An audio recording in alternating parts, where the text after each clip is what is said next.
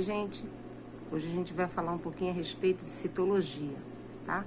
Onde tudo começou, né? A gente terminou aquela parte de bioquímica com as vitaminas.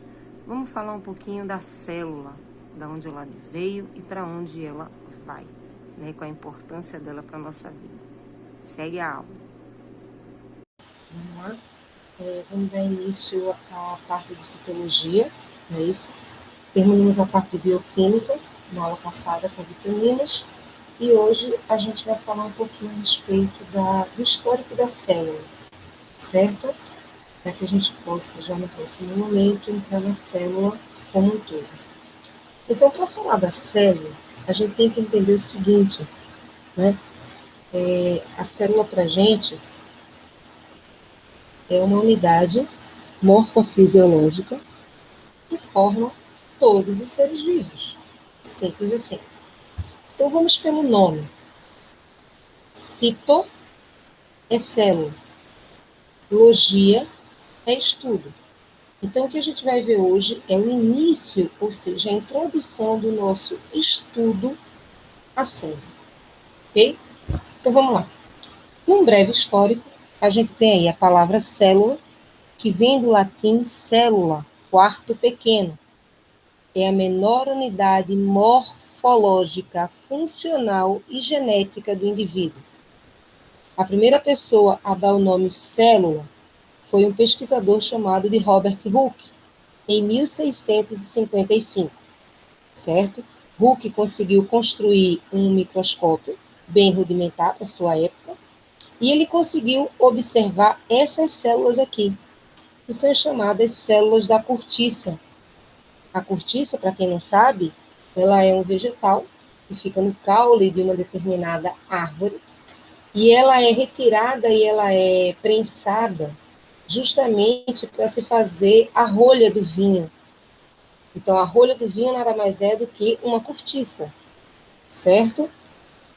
Anthony van Leeuwenhoek é considerado o pai da microbiologia. Ele tem relatos de aperfeiçoamento do microscópio. Então, esse microscópio que nós temos aqui ao lado foi um microscópio construído por Robert Hooke, e aqui a primeira célula que ele conseguiu observar no microscópio óptico. Na teoria celular, nós temos a citologia, enquanto estudo morfofisiológico das células, e aí nós temos dois irmãos, Matthias Jacob Schweden e Theodor Schwann. Um era um botânico alemão e o outro era um naturalista alemão. Eles propuseram em 1838 que a gente chama hoje de teoria celular, tá? Onde todos os seres vivos são formados por célula, ok? A única exceção que nós temos são os vírus, porque vírus não tem célula. É a única exceção que a gente tem na questão da teoria celular até então, certo? Então, o vírus, ele é considerado acelular. Ele é um parasita intracelular obrigatório. Sendo acelular, ele não tem célula. Esse azinho aqui no início é um prefixo de negação. Significa que ele não tem célula. Então, significa que fora do organismo humano vivo, ou qualquer tipo de organismo, certo? Uma célula, ele não tem capacidade de reprodução. Ele apenas pode ser composto por um ácido nucleico, que é o material genético, que pode ser um DNA ou um RNA.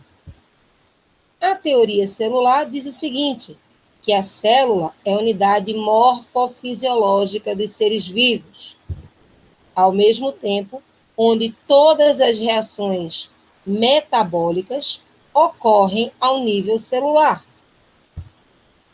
As células são portadoras de material genético, tá? Ou seja, isso daqui é uma fita de DNA. As células são constituídas por DNA. Nosso DNA é o nosso material genético, é aquilo que nós herdamos dos nossos pais, tá? Enquanto características genéticas. O microscópio óptico é o aparelho que é utilizado para o estudo da célula, certo? E aí nós temos alguns tipos de microscópio. Esse daqui, essa imagem, é um aparelho microscópio óptico, onde ele tem a ocular, o canhão, a ocular é onde a gente coloca os olhos para observar o que vai estar aqui na lâmina, o canhão, tá certo? O braço, que a gente regula, e o parafuso macrométrico e micrométrico, ficam aqui, e a gente regula a distância desse canhão em relação à lâmina. Temos o chamado tambor ou revólver, que aí, aclopado, ele grudado nele, a gente tem as objetivas, que são as lentes para observação. Temos a chamada platina. Aqui em cima a gente coloca a lâmina com o material a ser observado. Temos um condensador, um diafragma e uma lâmpada. A lâmpada, a luz que vai iluminar o material que vai estar aqui na lâmina, ele vem geralmente de baixo. Esse diafragma e esse condensador, ele quebra uma determinada parte da luminosidade, libera outra luminosidade para que a gente possa observar o material que está na lâmina. Quais são as unidades que a gente usa na microscopia? Micrômetro, olha o símbolo, nanômetro, angstrom, milímetro, tá certo? Ou seja, 1 micrômetro é igual a 1 milímetro. 1 nanômetro é igual a 1 micrômetro. E 1 angstrom é igual a 1 nanômetro. Ou seja, é uma unidade ainda menor de ser observada. Aqui a gente tem o microscópio eletrônico de transmissão, tá certo? Que ele emite feixes de elétrons e atravessa o material e reflete em uma tela fluorescente, tá? Geralmente o microscópio de transmissão nós só encontramos em universidades. Aqui na Federal nós temos o de transmissão e o de varredura. Olha aqui o de varredura, tá? Ele também emite feixes de elétron que varre o material e permite a formação de imagens em 3D. Então, essa imagem daqui, ó, é a imagem de um neurônio. Neurônios são as nossas células nervosas que ficam no nosso cérebro, na nossa massa branca e na nossa massa cinzenta, tá? E aqui é uma foto dele em 3D, que foi feita através de um microscópio eletrônico de varredura. A célula ela pode variar de acordo com o tamanho e a forma. Então, nós temos várias células, tá? A forma da célula nervosa, ela é toda estrelada. A forma das células aqui de glândulas, ela parece um saquinho, tá? A forma do nosso tecido epitelial parece um tijolinho. As células do estômago são arredondadas. A célula da cartilagem é uma coisa que é toda cheia de, como se fossem ramificações. Então, dependendo da forma, ela também vai ter uma função. Por exemplo, se eu tivesse colocado aí a forma de uma hemácia, você ia ver que a hemácia ela é ovalada. Justamente, a hemácia vai estar formando sangue, que é correr nas nossas veias, nas nossas artérias. A classificação das células de acordo com Bisozeiro, tá? São células lábeis, poucas especializadas, grande capacidade de regeneração. E ela tem curta duração de vida. Aqui, ó, são todas células que formam o nosso tecido epitelial, ou seja, a nossa pele. Aqui, justamente, as hemácias, que eu falei agora há pouco. Então, o crescimento e a renovação é acelerado. Nós temos que ter sangue constantemente. E também a nossa pele precisa ser renovada constantemente, porque todos os dias a gente descama. Todos os dias a gente perde célula. Então, tem que vir uma camada já prontinha embaixo, ó. Eu gosto muito dessa imagem aqui, que vai mostrando, ó, perdeu algumas células em cima, o que está embaixo já vai e já ocupa o espaço da célula perdida. As células podem ser estáveis, quando ela tem uma especialização intermediária, a regeneração é média e de duração também média, pode levar meses ou anos. É o que acontece com os nossos ossos, tá? Embora a gente saiba que, dependendo da idade, uma fratura óssea vai ser muito difícil a regeneração, ela vai acontecer, mas ela não vai acontecer a curto prazo, ela vai acontecer a longo prazo. E, por último, a gente tem aqui as células chamadas de permanentes. São aquelas células que são produzidas no útero. Então, ela não tem nenhuma capacidade de regeneração. Isso vai acontecer com as nossas células auditivas. Quando a gente perde, a gente acaba ficando surdo. E com as nossas células nervosas. Os nossos neurônios, eles não se reproduzem. Nascemos com mais ou menos 10 mil neurônios. Utilizamos na nossa vida adulta em torno de, vamos imaginar, uns 3, 4 milhões de células de neurônios. O restante é para manutenção da nossa vida. Porém, algumas doenças, como o Alzheimer, vão cortando justamente as áreas de sinapse que ficam aqui, ó, tanto na cabeça do neurônio como aqui no final da cauda dele, ó. Isso aqui é uma área de sinapse, ó, um neurônio ligado a outro. E aí a gente vai gerando a doença que provoca o esquecimento imediato. A gente só fica com as lembranças passadas. E as células podem ser procarióticas, que é quando ela não tem uma carioteca, não tem uma membrana celular, ela não tem membrana interna ou organelas, ela só tem uma organela, que é o ribossomo. E quem é representante das células procarióticas são as bactérias e as cianobactérias. E as células eucarióticas, ela tem uma carioteca, ela tem um revestimento, aqui está o núcleo, ó, e olha aqui a carioteca ao redor dela. A mesma coisa aqui, ó, olha o núcleo, e aqui, ó, ao redor dela, a gente tem a carioteca.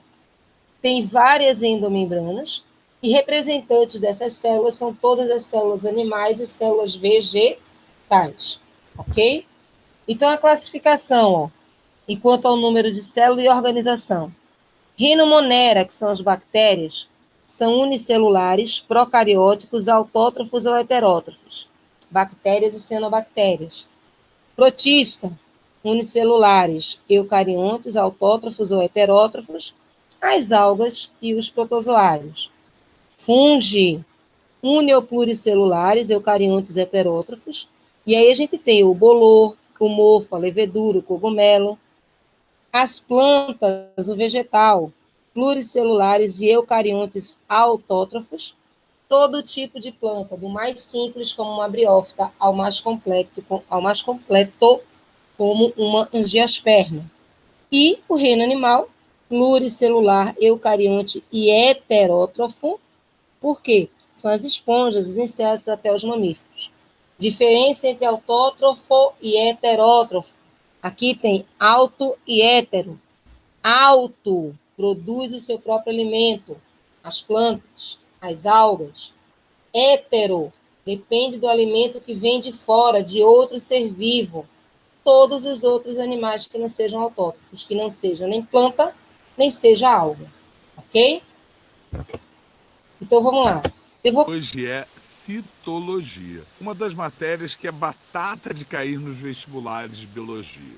Vamos começar entendendo o que é raio que é esse tema de hoje. Pois muito bem, queridíssimo aluno. A citologia nada mais é do que o estudo da celulínea das células. Sem mistério até aqui, né? Acontece que, se só isso, era fácil demais, não é verdade? Todas as células que existem na natureza podem ser classificadas em dois tipos, as procariontes e as eucariontes. Na real, a diferença entre eles não é nada complexa. As procariontes são células bem simples, as primeiras a surgirem no planeta. Por disso, a sua estrutura é super rudimentar. Essas células são representadas pelo reino Monera, constituído pelas bactérias e também pelas arqueias.